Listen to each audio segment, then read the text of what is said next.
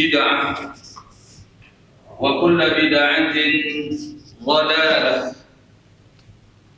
وكل ضلالة في النار أعاذني الله وإياكم منها.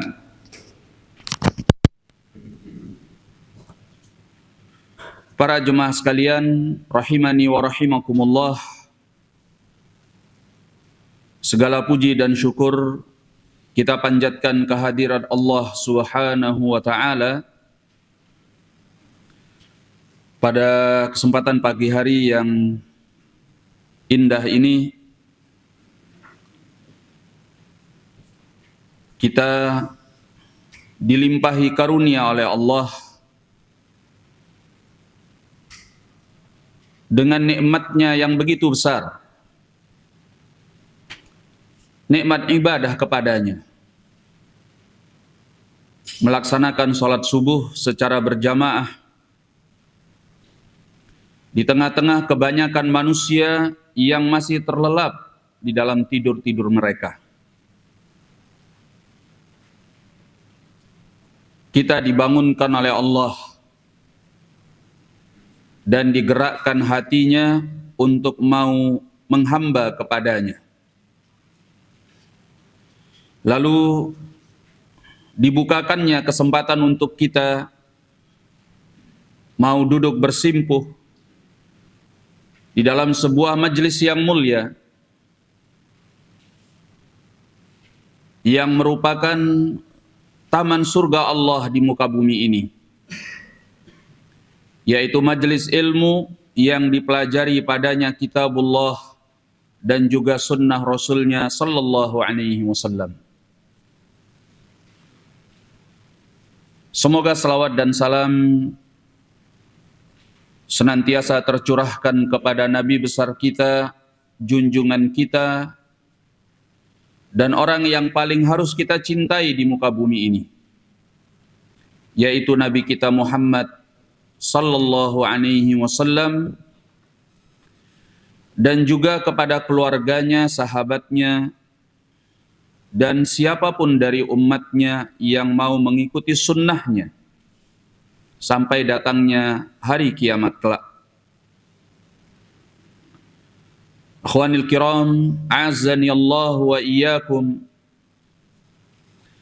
Sebagaimana biasanya pada kesempatan kali ini kita akan melanjutkan pembahasan kita mengenai tafsir dari surat-surat pendek yang ada di akhir Al-Quranul Karim, tepatnya pada juz yang ke-29,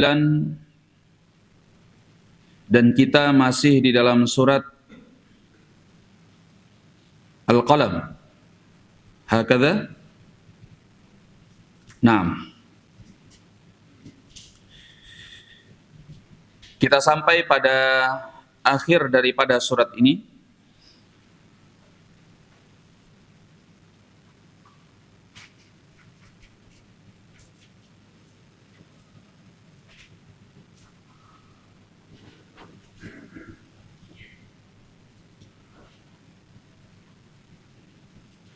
Pada ayat ke-48. A'udzu billahi minasy syaithanir rajim. Fasbir li hukmi rabbika wa la takun ka sahibil hut idh nada wa huwa makdhum.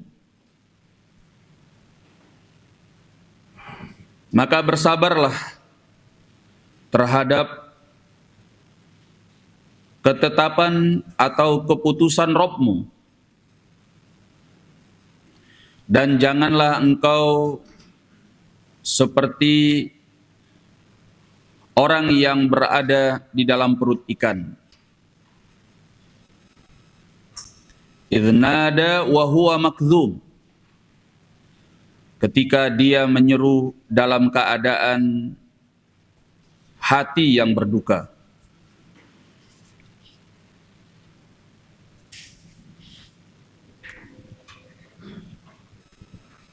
Ayat ini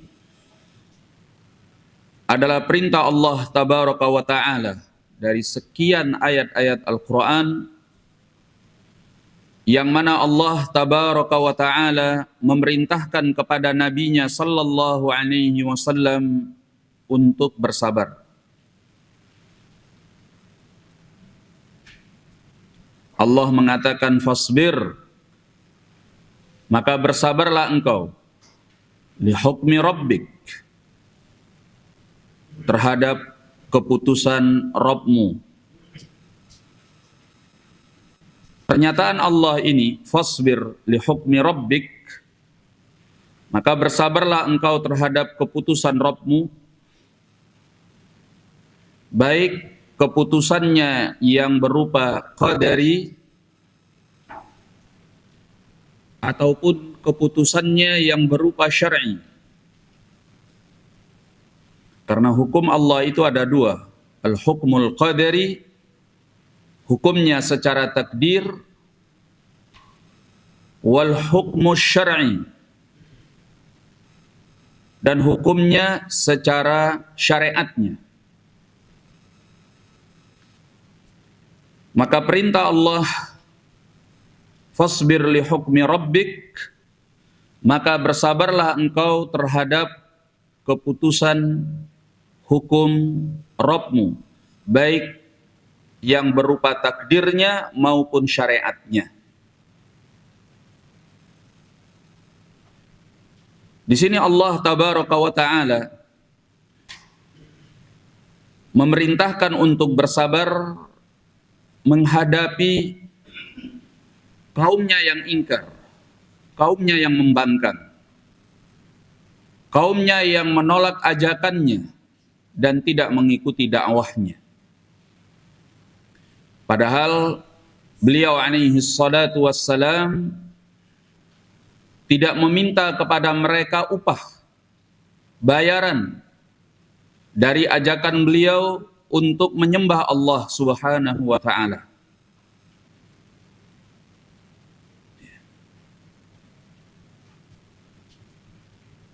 Sehingga Allah katakan di ayat sebelumnya, am tas'aluhum ajran fahum min maghramin muthqalun. Apakah engkau meminta kepada mereka upah sehingga mereka merasa berat menanggung bebannya? Dan tidak pula keberpalingan mereka dari beliau dan ajakannya karena mereka berada di atas kebenaran sebagaimana yang telah tertulis di dalam pengetahuan ghaib yang ada di Lauhil Mahfuz. Sehingga Allah katakan am indahumul ghaibu fahum yaktubun. Apakah mereka mempunyai pengetahuan ghaib sehingga mereka menuliskannya? Artinya bahwa mereka itu memang digariskan di atas kebenaran di dalam ketentuan Allah. Mereka tidak punya itu. Pembangkangan mereka dan keberpalingan mereka semata-mata kedurhakaan mereka kepada Allah dan Rasul-Nya sallallahu alaihi wasallam. Maka kata Allah, fasbir.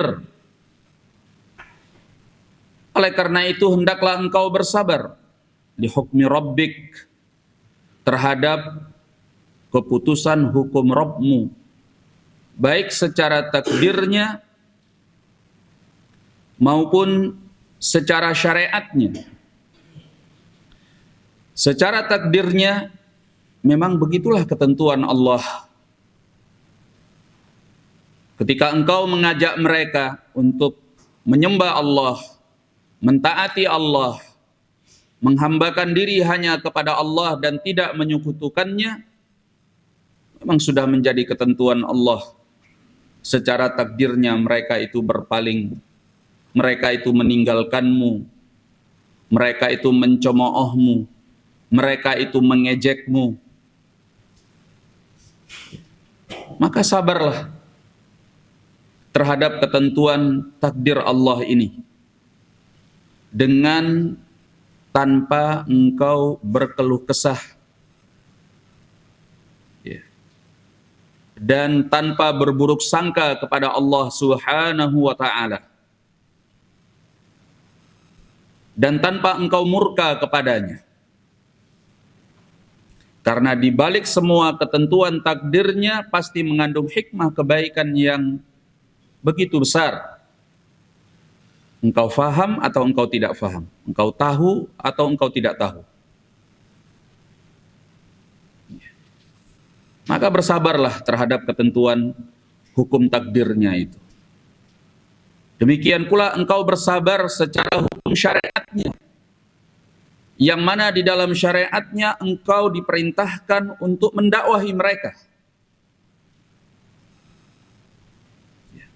Maka terimalah hukumnya tersebut, laksanakan. Engkau hanya diperintahkan untuk mendakwahi mereka, bukan untuk memasukkan hidayah ke dalam hati mereka.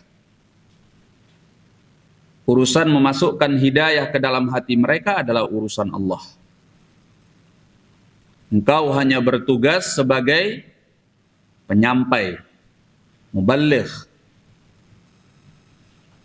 yang mendakwahkan, yang mengajak, bukan sebagai yang memasukkan hidayah ke dalam hati mereka, karena itu urusan Allah. Oleh karenanya Allah tabaraka wa ta'ala menegur nabinya alaihi salatu wassalam kalau beliau berlebihan di dalam mensikapi kaumnya.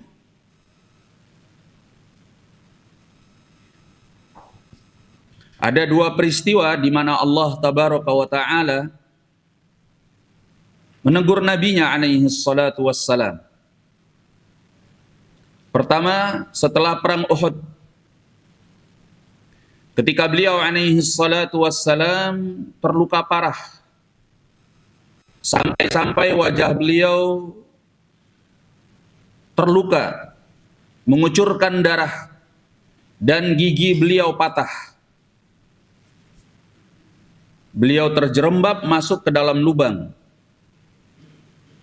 karena kaum muslimin sempat digempur habis oleh pasukan kaum musyrikin yang berbalik arah dari arah bukit untuk menyerang Nabi Shallallahu Alaihi Wasallam dan para sahabatnya, karena bukit yang diistilahkan dengan Jabalur Rumat telah ditinggalkan oleh pemanah Rasulullah Shallallahu Alaihi Wasallam. Padahal sebelumnya beliau sudah mengatakan, apapun yang terjadi, kalian jangan meninggalkan bukit ini. Tapi mereka melanggar apa yang sudah dipesankan oleh Nabi alaihi salatu wassalam. Ketika di awal perang mereka melihat bahwa kaum musyrikin sudah lari tunggang langgang dan dibawa banyak harta rampasan perang. 50 orang para pemanah yang diletakkan oleh Nabi di atas Jabalur Rumat, kemudian mayoritasnya turun dan meninggalkan bukit tersebut, kecuali hanya beberapa orang saja. Maka dengan pimpinan Khalid ibn al-Walid yang waktu itu masih seorang musyrik, beliau memimpin pasukan kuda berbalik arah dari arah belakang dan menaiki bukit, menghabisi para pemanah yang masih tersisa, dan kemudian menyerang dari atas bukit kepada pasukan kaum muslimin yang lengah yang berada di bawah bukit tersebut, sehingga terjadi pukulan telak yang membuat banyak berguguran dari sahabat-sahabat Rasulullah sallallahu alaihi wasallam, termasuk Nabi alaihi salatu wassalam. Beliau tersungkur, terjerembab masuk ke dalam lubang, wajahnya berlumuran darah, giginya patah.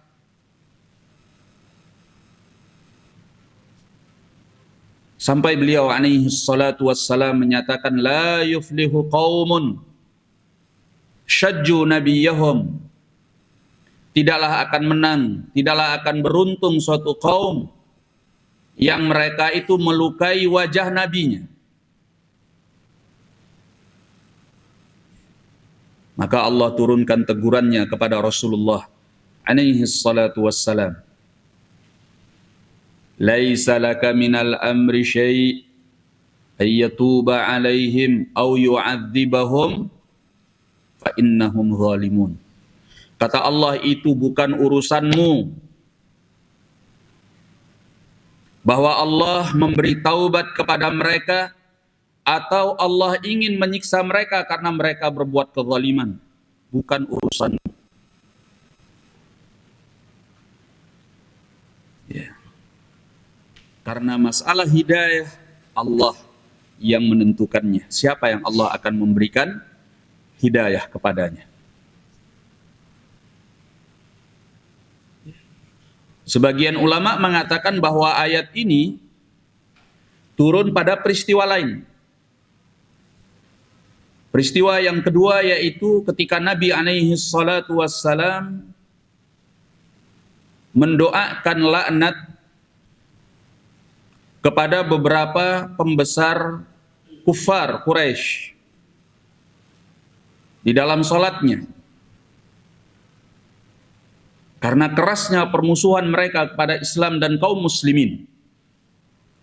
Ya Allah, laknatlah fulan, laknatlah fulan, laknatlah fulan, laknatlah fulan. Artinya jauhkan mereka dari rahmatmu dan kasih sayangmu. Jangan engkau beri hidayah mereka. Maka sebagian ulama mengatakan ayat itu turun pada peristiwa ini. Laisa laka minal amri syai'. Bahwa itu, kata Allah, bukan urusanmu. Ayyatuba alaihim. Apakah Allah memberi taubat kepada mereka?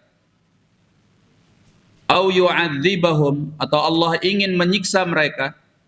Fa innahum zalimun. Karena mereka telah berbuat kezaliman. Itu urusan Allah. Maka kata Al-Hafidh rahimahullah, bahwa ayat ini mungkin saja turun pada kedua peristiwa tersebut. Intinya, orang yang mengajak kepada jalan Allah harus sabar. Sabar terhadap ketentuan Allah bila kaumnya berpaling daripadanya. Sabar terhadap ketentuan hukum takdirnya. Dan juga sabar terhadap hukum syariatnya yang mengajari, yang memerintahkan untuk menyampaikan agama Allah kepada manusia.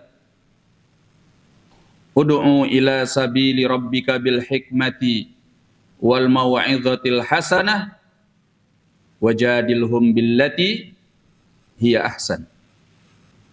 Berdakwalah engkau kepada jalan Rabbmu dengan cara yang hikmah dan memberi peringatan yang baik, dan ajaklah mereka berdialog dengan cara yang terbaik.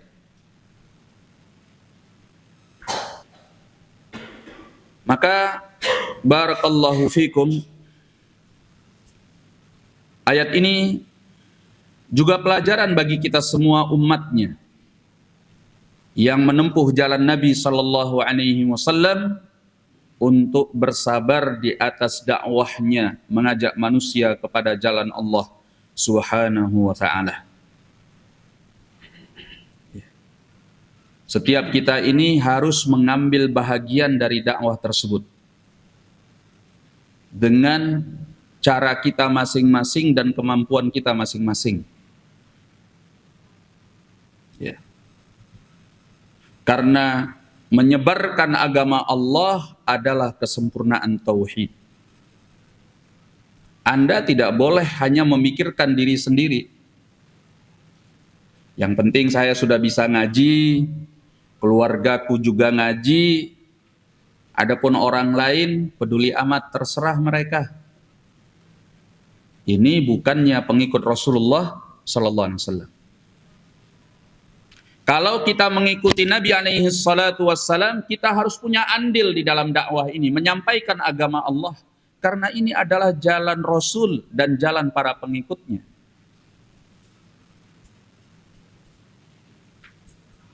Kita semua tahu bagaimana firman Allah di dalam surat Yusuf. Ketika Allah mengatakan, Qul hadhihi sabili Katakanlah bahwa ini adalah jalanku. Ya. Bagaimana jalan ini? Ad'u ilallahi ala basirah. Aku senantiasa berdakwah kepada jalan Allah di atas ilmu dan keyakinan. Ya. Ana wa manittaba'ani. Inilah jalanku dan jalan orang-orang yang mengikuti aku. Wa subhanallah wa ma ana minal musyrikin. Dan maha suci Allah dan aku tidak termasuk dari orang-orang yang musyrik. Makanya kalau kita mempelajari kitab tauhid di salah satu bab, maka akan disebutkan bahwasanya termasuk daripada tauhid berdakwah kepada jalan Allah Subhanahu wa ta'ala.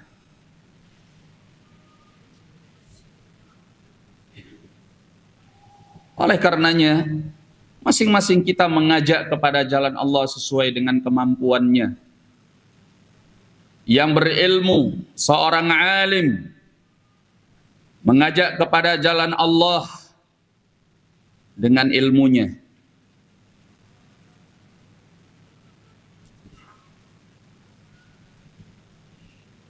Seorang yang punya harta mendukung dakwah kepada jalan Allah dengan hartanya.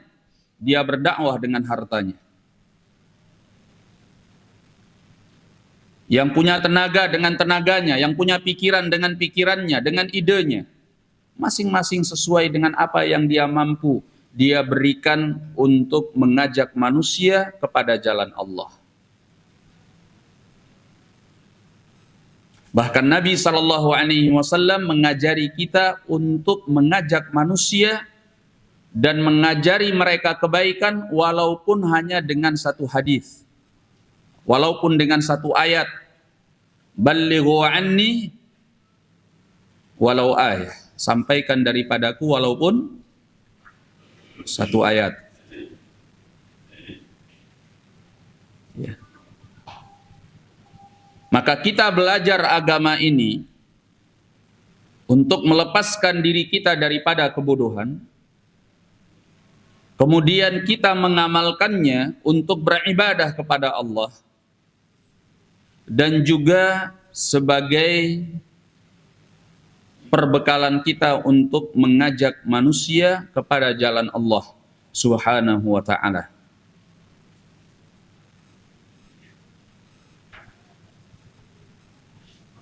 Oleh karenanya, seperti yang kita pelajari dalam Al-Usulul Thalathah, bahwasanya jalan keimanan itu ada 4. Pertama, berilmu. Yang kedua, mengamalkannya. Yang ketiga, mendakwahkannya. Yang keempat, bersabar di atasnya. Dalilnya apa? Nah, siapa nih yang sudah belajar Al-Usulul Thalathah? Apa dalilnya? Wal 'asr innal insana lafi khusr. Demi masa, sesungguhnya manusia berada di dalam kerugian. Illalladzina amanu, kecuali orang-orang yang beriman. Ya, iman ini ditegakkan di atas ilmu, bukan di atas rekayasa, di atas prasangka, di atas praduga. Iman itu berdiri di atas ilmu, pengetahuan. Kemudian wa amilus salihat, beramal saleh. Wa tawasau bil haq, saling berwasiat dengan kebenaran, dakwah kepada jalan kebenaran. Wa tawasau bis sabr, dan saling berwasiat dengan kesabaran. Maka orang yang berada di atas jalan ilmu, beramal dan berdakwah, dia harus sabar, menanggung segala risikonya. Nah, maka ikhwanil kiram, a'azzani Allah wa iyyakum, Allah mengatakan fasbir li hukmi rabbik, maka sabarlah engkau terhadap keputusan Rabbmu, baik keputusan takdirnya ataupun keputusan syariatnya di dalam berdakwah kepada jalan Allah Subhanahu wa taala. Kemudian di lanjutan ayat Allah larang kita dengan satu contoh yang Allah sebutkan di sini. Wala takun kasahibil hut, dan janganlah engkau seperti sahibil hut, orang yang ditelan ikan. Siapa maksudnya? Nabi Yunus bin Matta. Ya. Yang karena tidak sabar di dalam mendakwahi kaumnya, beliau meninggalkan kaumnya dalam keadaan marah, lalu pergi ke tepi pantai dan ikut berlayar di atas kapal. Kemudian di tengah laut ternyata kapal itu keberatan, akan tenggelam, harus ada penumpangnya yang diturunkan. Maka mereka mengundi di antara mereka siapa yang diturunkan dan dibuang ke lautan sana. Akhirnya jatuhlah undian itu pada Nabi Yunus, sudah menjadi ketentuan Allah. Maka dia dilemparkan dari atas kapal, lalu dia disambar dan ditelan oleh ikan besar, al-hut, yang membawanya masuk ke dalam kegelapan-kegelapan di dasar laut sana. Ya. Sehingga Allah tabaraka wa taala menunjukkan kuasanya kepada Nabi Yunus alaihi salatu wassalam. Naam. Maka Allah katakan wala takun kasahibil hut idh nada wa huwa makdhum, dan janganlah engkau seperti orang yang ditelan ikan ketika dia menyeru kepada Rabb-nya dalam keadaan dia gundah gulana. Naam. Dan Allah tabaraka wa ta'ala menjadikan peristiwa ini sebagai pelajaran bagi nabinya sallallahu alaihi wa ala alihi wasallam.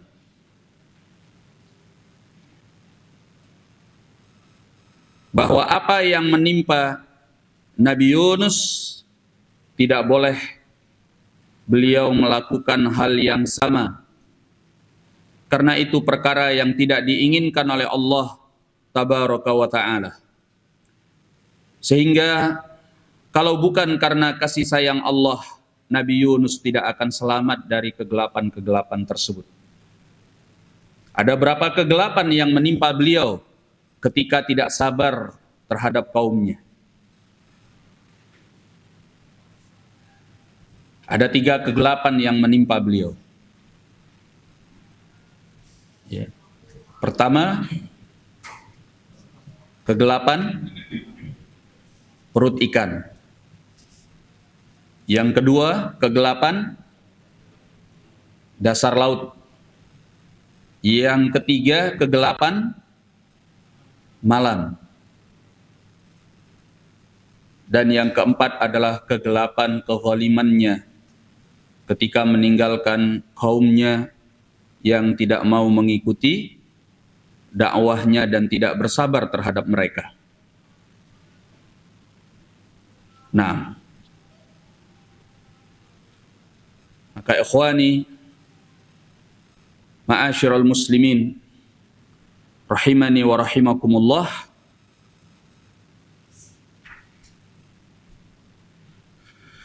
maka Allah katakan idznada wa huwa makdzum, ketika dia menyeru dalam keadaan dia gundah gulana. Apa yang diserukan oleh Nabi Yunus ketika beliau sadar akan kesalahannya? Ya. Beliau mengatakan subhanaka la ilaha illa anta inni kuntu minadh zalimin, sebagaimana yang Allah kabarkan di dalam surat Al-Anbiya ayat ke-87. La ilaha illa anta subhanak, bahwasanya tidak ada sembahan yang berhak diibadahi kecuali hanya Engkau saja ya Allah. Subhanak, maha suci Engkau. Inni kuntu minadh zalimin.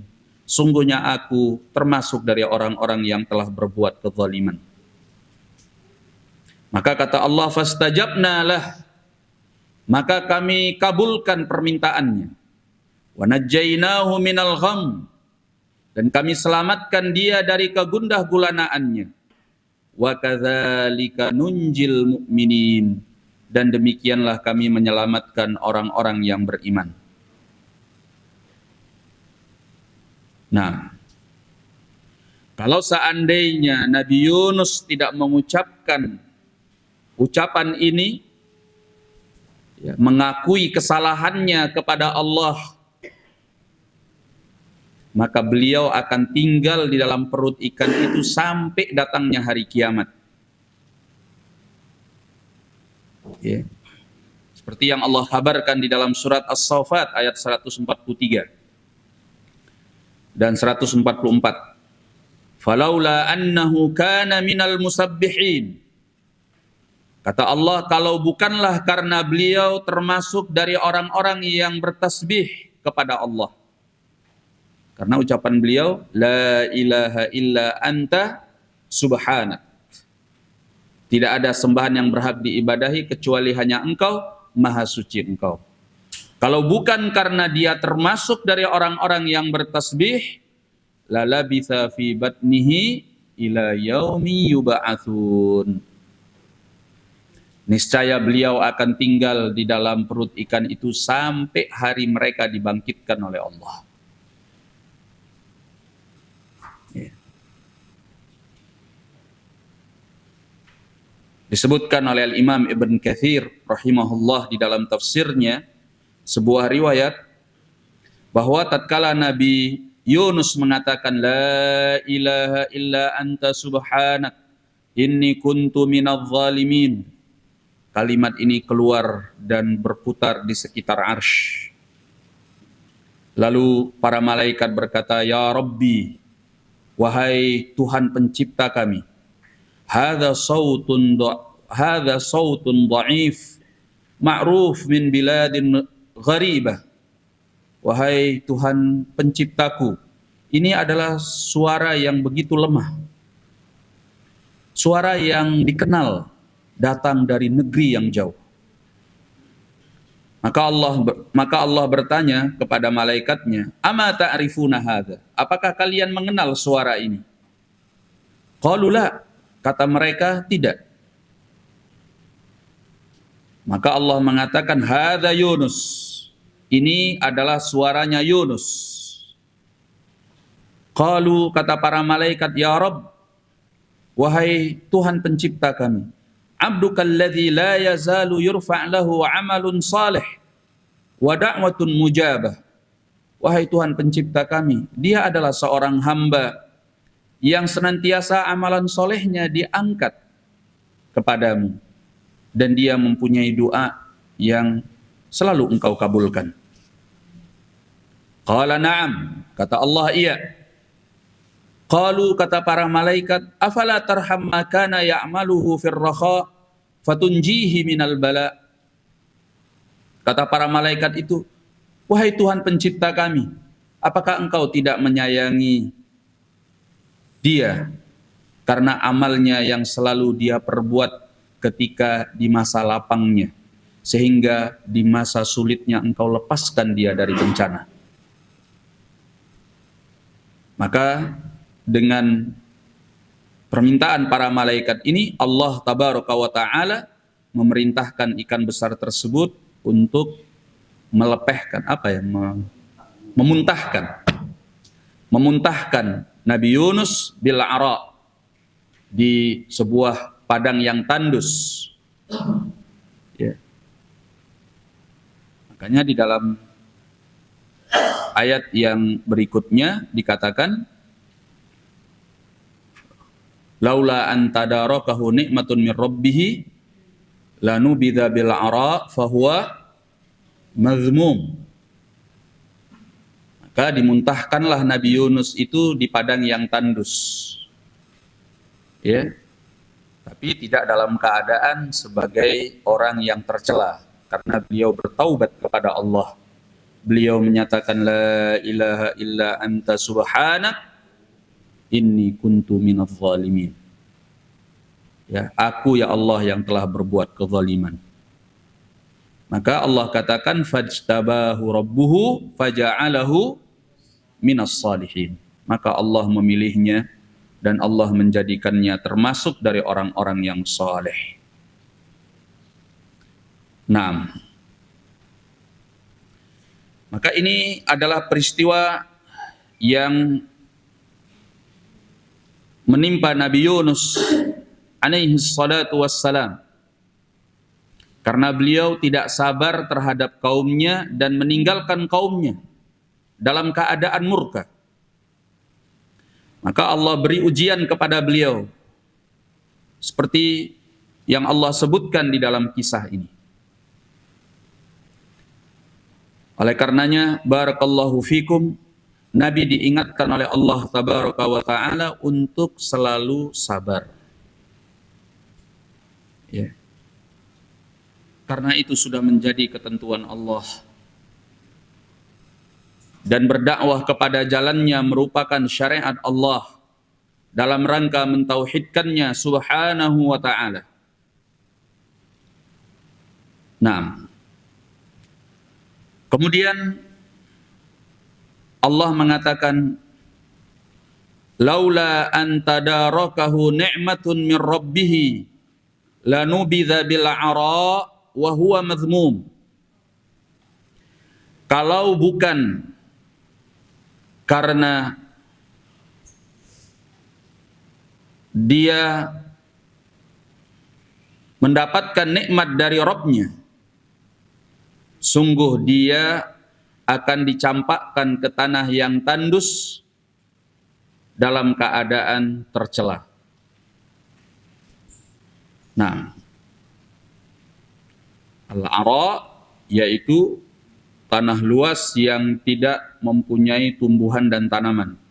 Dalam arti kata lain, yaitu tanah yang tandus. Di sini ada sedikit perbedaan bacaan. Ya, kalau yang umum, terutama di dalam mushaf kita dibaca laula antadarakahu ni'matun min rabbih. Artinya kalau beliau tidak mendapatkan nikmat dari Rabb-nya. Dalam sebagian bacaan dalnya itu bertasydid. Kalau di dalam mushaf kita kan nggak ada tasydidnya, ya nggak? Dalam sebagian bacaan dalnya itu bertasydid. Jadi laula an tadarakahu ni'matun min rabbih. Itu pada sebagian bacaan disebutkan bacaan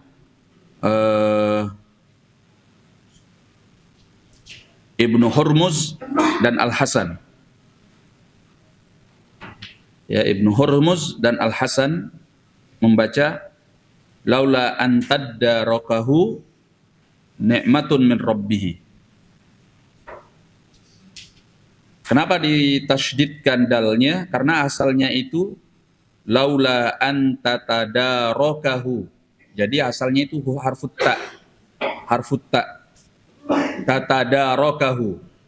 Tapi karena dekat dengan dal, agar biasanya begitu, agar mudah, sehingga secara kaidahnya dia dirubah menjadi, taknya berubah menjadi dal dan dimasukkan kepada dal yang sudah ada, sehingga dia menjadi musyaddadah, bertasydid. Laula an tadarakahu. Asalnya laula an tatadarakahu. Nah, ya artinya lebih kurang, seperti tidak jauh beda dengan laula an tadarakahu. Kalau nikmat dari Rabb-nya tidak mendapatinya, begitu. Taib. Ada bacaan dari Ibn Abbas dan juga Ibn Mas'ud dengan tambahan ta yang sakinah. Laula an tadarakathu, begitu. Laula an tadarokathu ni'matun min rabbih. Kalau laula an tadarakahu au tadarakahu itu fi'il mudhari'. Kalau tadarokathu itu fi'il madhi. Artinya hampir sama. Cuman bacaannya agak berbeda. Nah, ini beberapa bacaan yang disebutkan di dalam tafsir. Nah, disebutkan dalam tafsir Al-Qurtubi.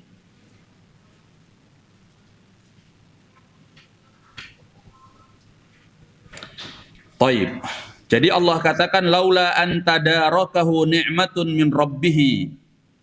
Kalau bukan nikmat dari Rabb-nya mendapati beliau.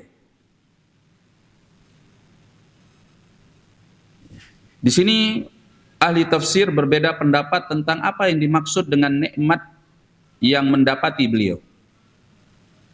Sebagian mengatakan seperti Ad-Dhahhak, yang dimaksud dengan nikmat di sini adalah an-nubuwah, kenabian. Kalau bukan karena kenabiannya, maka beliau akan dimuntahkan di padang yang tandus dalam keadaan tercela. Tapi karena beliau seorang nabi, ya, bertaubat kepada Allah, kemudian Allah selamatkan beliau dari ikan besar tersebut dalam keadaan hamba yang mulia, bukan tercela. Karena beliau seorang nabi. Jadi nikmat di sini menurut sebagian ahli tafsir semacam Ad-Dhahhak adalah kenabian. Nah, menurut ahli tafsir yang lain, yang dimaksud dengan nikmat di sini adalah ibadatuhul lati salafat. Yang dimaksud dengan nikmat di dalam ayat ini bahwa nikmat dari Rabb-nya mendapati beliau. Maksudnya adalah ibadahnya yang telah terdahulu, yang beliau laksanakan sebelum beliau tertimpa musibah itu. Maka kalau bukan karena ibadah yang telah beliau lakukan di masa lalu sebelum beliau tertimpa oleh musibah, maka beliau akan dimuntahkan di tanah yang tandus dalam keadaan tercela. Ini adalah pendapat Ibnu Jubair. Ya. Sebagian berpendapat yang dimaksud dengan nikmat dari Rabb-nya yang menyelamatkan beliau, yaitu seruan beliau, doa beliau yang mengatakan la ilaha illa anta subhanak inni kuntu minadh dhalimin. Ini pendapat Ibnu Zaid. Sebagian ulama mengatakan yang dimaksud dengan nikmat dari Rabb-nya yang menyelamatkan beliau adalah nikmat Allah yang mengeluarkan beliau dari perut ikan. Ini pendapat Ibnu Bahr.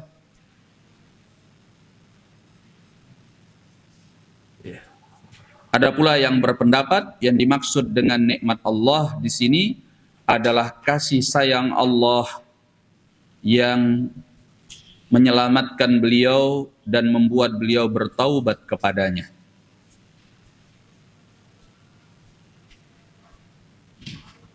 Nah,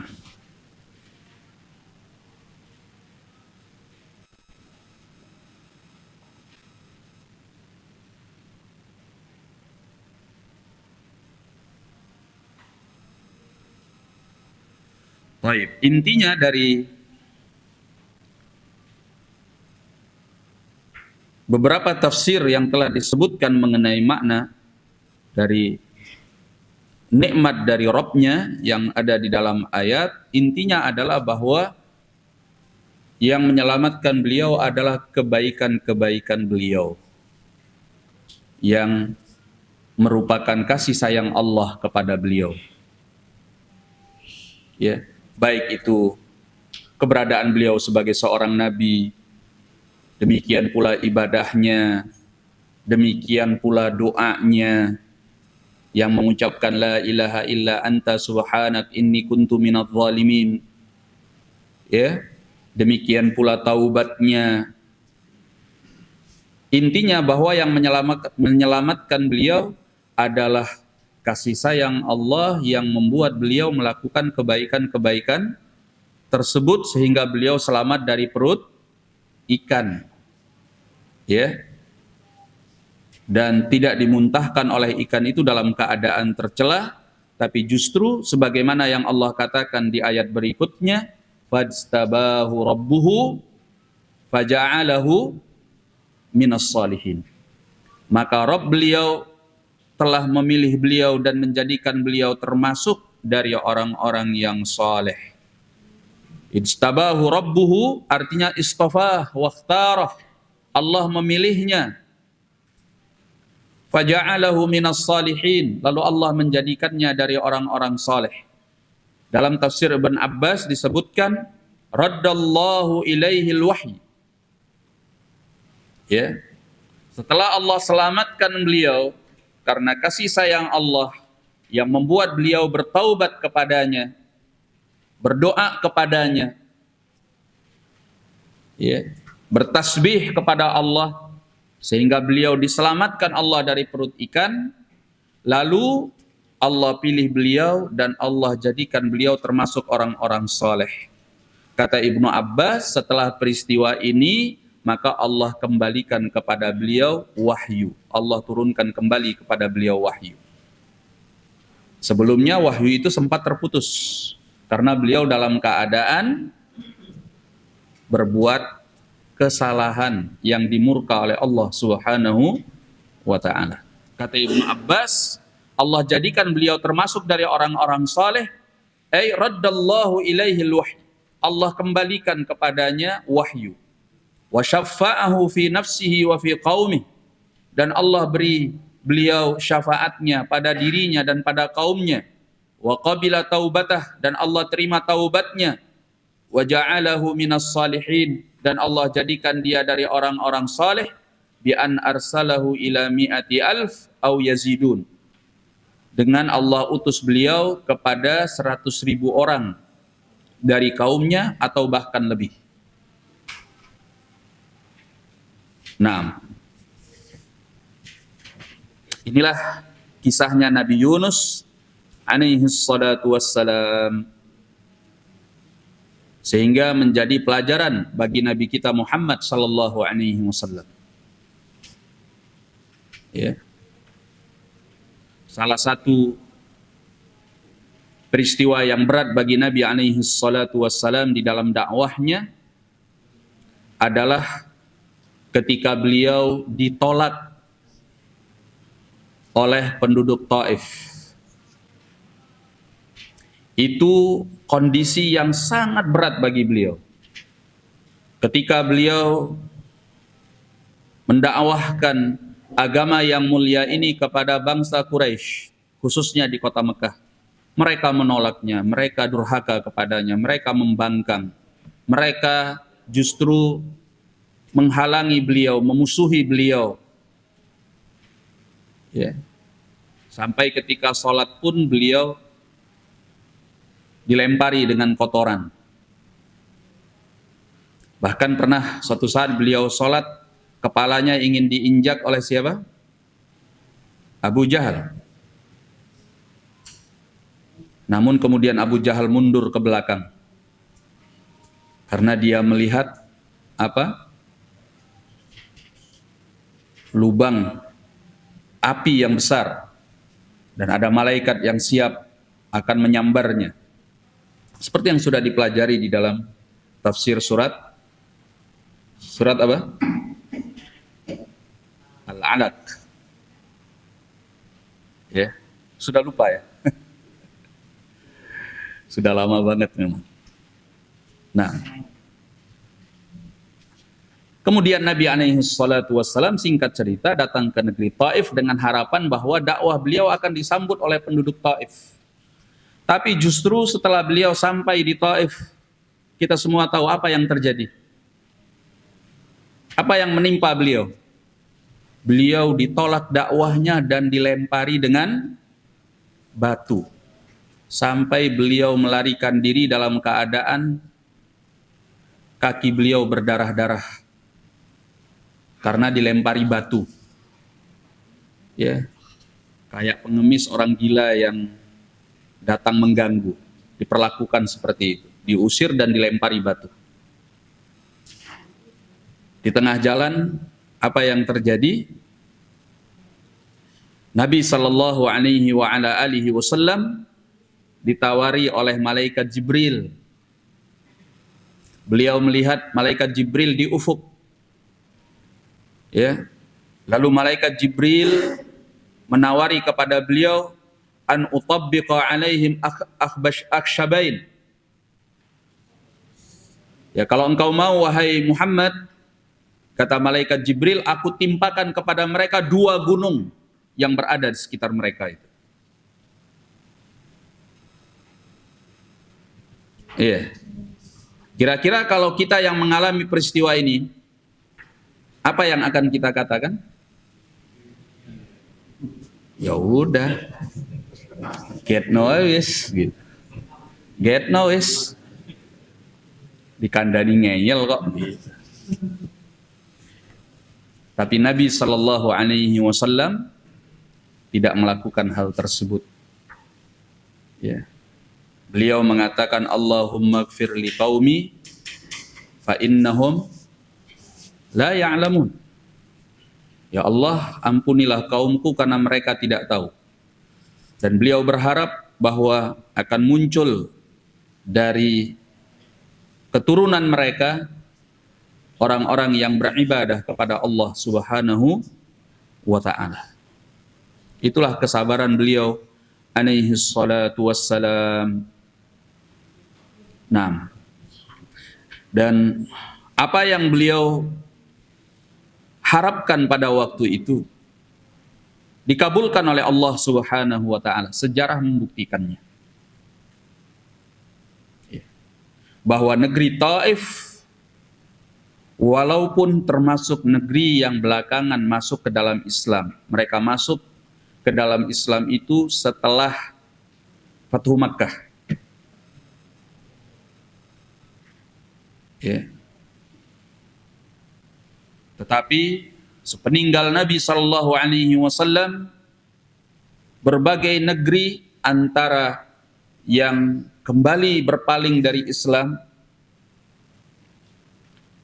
dan juga yang masih menanti kira-kira apa yang akan terjadi pada Islam dan kaum muslimin. Karena Nabi Shallallahu Alaihi Wasallam meninggal, mereka bimbang. Dan banyak dari negeri-negeri itu juga yang kemudian justru ingin menghabisi Islam dan kaum muslimin. Dalam sejarah disebutkan oleh Imam Ibn Katsir rahimahullah di dalam Al-Bidayah wan Nihayah, sepeninggal Nabi SAW hanya 3 wilayah yang keislamannya kokoh dan tidak goyah. Pertama Madinah, kedua Mekah, yang ketiga adalah Taif. Coba lihat hasil dari kesabaran Rasulullah SAW. Coba kalau waktu itu Nabi mengatakan, ya Allah, get noise, hancur rata semuanya, ya udah habis. Ya, tidak akan lahir di tengah-tengah mereka orang yang kokoh dan teguh di dalam mengibadahi Allah Subhanahu wa ta'ala. Oleh karenanya, barakallahu fikum, memang dakwah itu butuh kepada kesabaran. Ya. Maka banyak di dalam ayat-ayat Al-Quran Allah memerintahkan Nabi-Nya Sallallahu Alaihi Wasallam untuk bersabar. Di antaranya seperti dalam surat Al-Ahqaf ayat ke-35, Allah katakan fasbir kama sabara ulul azmi minar rusul wala tasta'jil lahum. Maka sabarlah engkau sebagaimana rasul-rasul ulul azmi, dan jangan engkau tergesa-gesa terhadap mereka. Di dalam ayat yang lain, di dalam surat An-Nahl ayat 127 dan 128. Wasbir wa ma sabruka illa billah. Dan sabarlah engkau, dan tidaklah kesabaranmu melainkan dengan Allah. Wala tahzan alaihim. Dan janganlah engkau bersedih hati atas mereka. wala taku fi dhaikin mimma yamkurun, dan janganlah engkau merasa sempit terhadap makar yang mereka buat. Innallaha ma'al ladzina taqaw wal ladzina hum muhsinun. Sungguhnya Allah itu bersama orang-orang yang bertakwa dan orang-orang yang senantiasa berbuat baik. Dalam surat Al-An'am ayat ke-34, Allah mengatakan walaqad kudzibat rusulun min qablika. Rasul-rasul yang sebelummu juga telah pernah didustakan. Fasabaru ala ma kudzibu wa udhu. Namun mereka sabar atas pendustaan yang dilakukan kepada mereka, dan mereka pun disakiti. Hatta atahum nasruna, sampai datang kepada mereka pertolongan kami.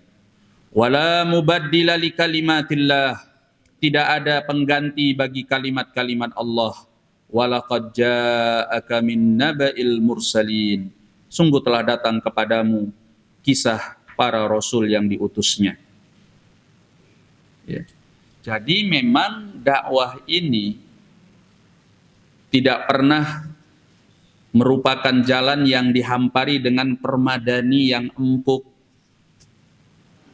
kemudian ditebari dengan bunga-bunga yang indah, disambut dengan gegap gempita, sorak-sorai yang begitu menggema untuk merangkulnya. Tidak pernah. Dari Rasul yang pertama sampai Rasul yang terakhir, jalan mereka penuh dengan onak dan duri. Berbagai macam tantangan dan rintangannya.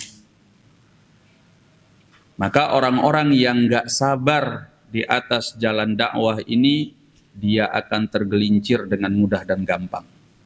Orang-orang yang cemen, orang-orang yang cengeng, orang-orang yang mau enaknya saja, maka dia akan tergelincir dari jalan ini. Karena jalan ini jalan terjal yang penuh dengan tantangan. Ya. Orang-orang terdahulu demi jalan dakwah ini mereka mengucurkan keringat, mengucurkan air mata, bahkan mengucurkan darah. Ya. Maka yang jiwanya kerdil, penakut dan cengeng tidak akan tahan di atas jalan ini. Ya. Baru diejek, cuma baru dicela, cuma baru dicemooh, udah ngeper. Males ah. Cuma baru dituduh ini, baru dituduh itu, sudah ngeper. Sudah kemudian tidak mau istiqomah mengikuti jalan sunnah ini. Maka orang-orang seperti ini tidak akan tahan. Ya. Dahulu di awal-awal Islam, para sahabat itu sempat mendatangi Nabi SAW ketika beliau sedang ibadah di bawah naungan Ka'bah. Karena saking beratnya siksaan orang-orang Quraisy yang mereka terima. Maka Nabi SAW mengatakan kepada mereka bahwa orang-orang terdahulu sebelum kalian, di antara mereka ada yang dibelah dengan gergaji dari besi, mulai dari atas kepalanya sampai ke bawah menjadi belah dua. Orang-orang sebelum kalian ada yang disisir dengan sisir dari besi sehingga tercabut antara dagingnya dari tulangnya.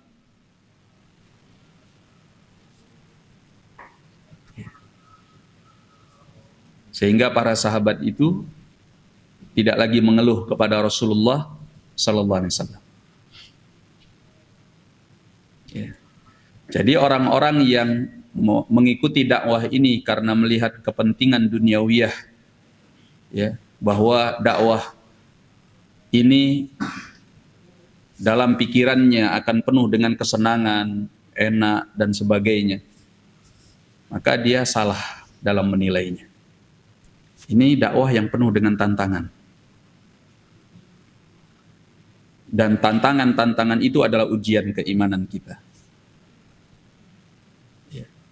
Namun barang siapa yang mau istiqamah teguh di atasnya, sabar di dalam menjalaninya, maka dia akan sampai ujungnya kepada surga Allah Subhanahu wa ta'ala. Nah, kalau sekarang kita ini apa tantangannya? Ada yang dibelah dua, ada yang sampai disisir dengan sisir besi sehingga tercabut antara dagingnya dari tulangnya. Nggak ada. Paling diejek, paling dihina, paling dikatakan ekstrim, apalagi paling dibilang Wahabi, ya. Jadi kita ini tantangannya masih ringan sekali.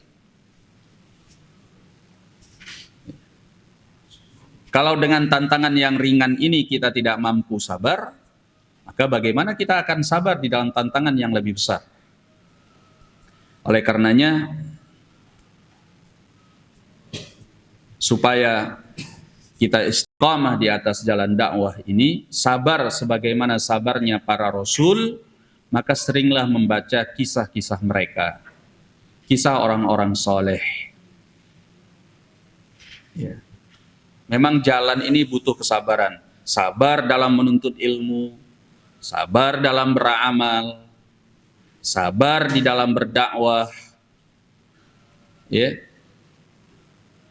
Karena memang jalannya tidak mudah, seperti yang sudah disebutkan oleh Allah di dalam ayat-ayat yang tadi sudah kita baca. Maka seorang yang berada di dalam jalan dakwah yang mulia ini harus sabar. Paling tidak di dalam 3 kondisi. Ya. Pertama, sabar ketika melihat manusia berpaling daripada dakwah ini. Karena dakwah ini pengikutnya dikit. Antum jangan berharap bahwa dakwah ini akan menjadi dakwah yang diikuti oleh banyak manusia.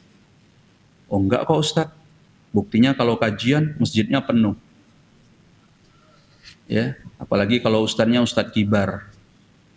Buktinya itu penuh, orang di mana-mana ngaji. Ya, walaupun antum lihat sebanyak itu, karena mereka berkumpul di satu tempat. Coba bandingkan dengan penduduk Indonesia, hilang semua itu. Berapa jumlahnya? Hah? Kalau semua salafiyin sekarang ini dikumpulkan, ada 1% dari penduduk Indonesia? Berapa penduduk Indonesia sekarang? 200. Sebagian mengatakan 280 juta sekarang itu. Berarti kalau 1%-nya berapa? 2 juta? 280.000 ya mungkin ya. 280.000. Ada kita 280.000 orang.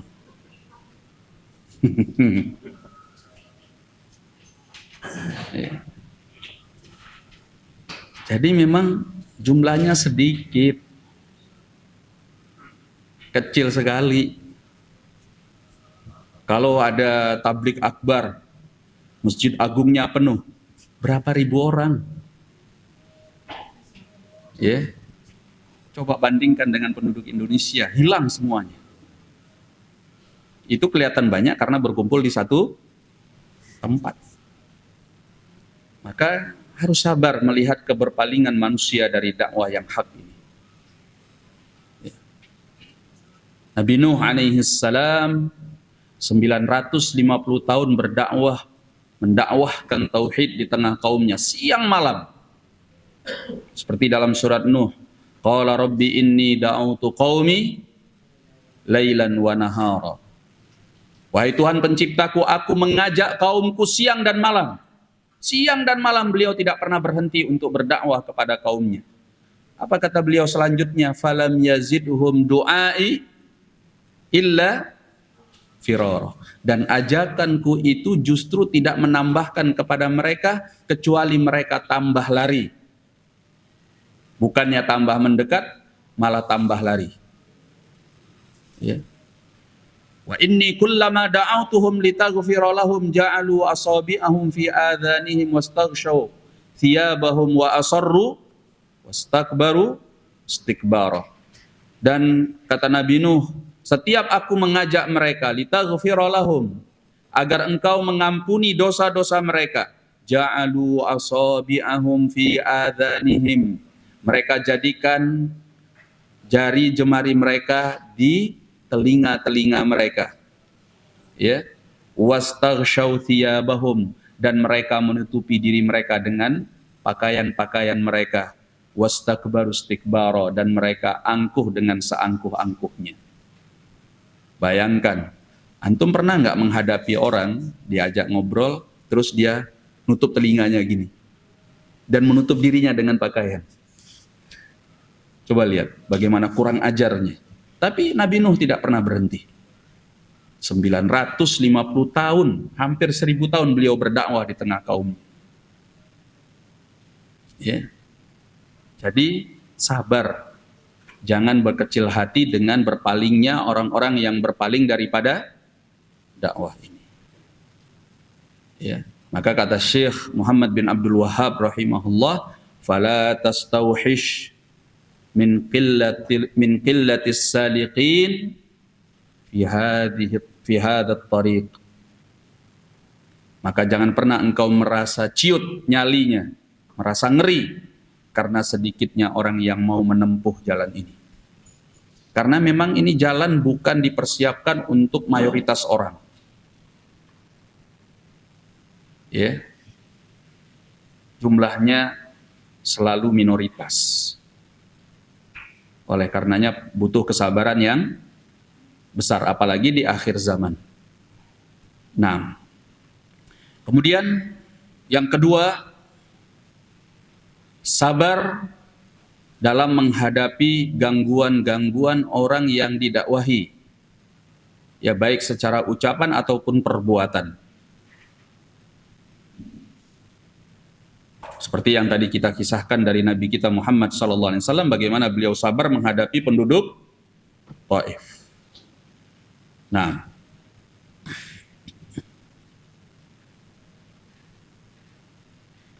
datang dalam Sahih Al-Bukhari, kata Abdullah bin Mas'ud, aku pernah melihat Rasulullah SAW bercerita tentang salah seorang nabi, gharabahu qaumuh hatta admauh,